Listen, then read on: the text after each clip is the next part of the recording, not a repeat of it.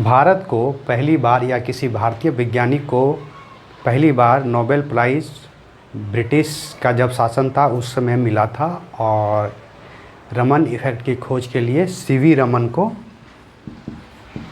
Nobel prize मिला था।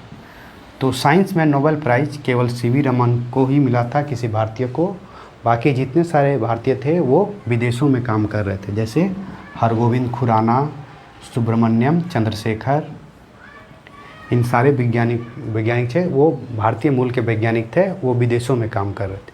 तो क्या कारण है कि पिछले 70-75 सालों में हम एक भी महत्वपूर्ण खोज नहीं कर सके, जबकि पश्चिम में एक से एक बढ़ के खोज हुई।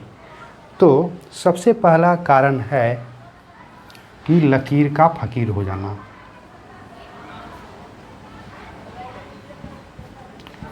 लकीर का फ़कीर हो जाना, यहाँ पे किताबी ज्ञान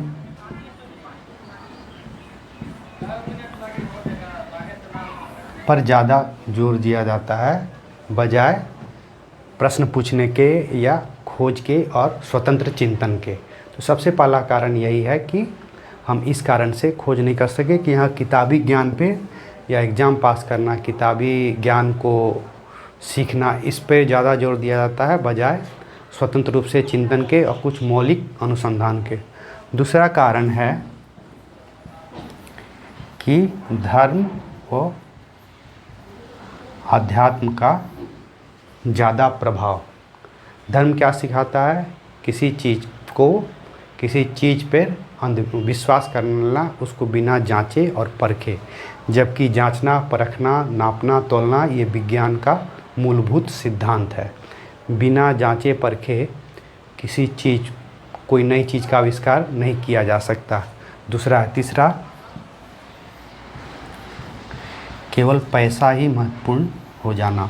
यहाँ पे ज्ञान के प्रति उदासीनता है, केवल धन और पैसा ही सबसे मायने रखता है। तो ये भी एक कारणों में से है कि ज्ञान के प्रति उदासीनता। और एक और कारण है, हमने रिसर्च में ज़्यादा इन्वेस्ट नहीं किया है। तो बहुत ही कम ही यहाँ पे रिसर्च और इन्वेस्टिगेशन, अनुसंधान और तकनीक के विकास में बहुत कम पैसा खर्च किया जाता है।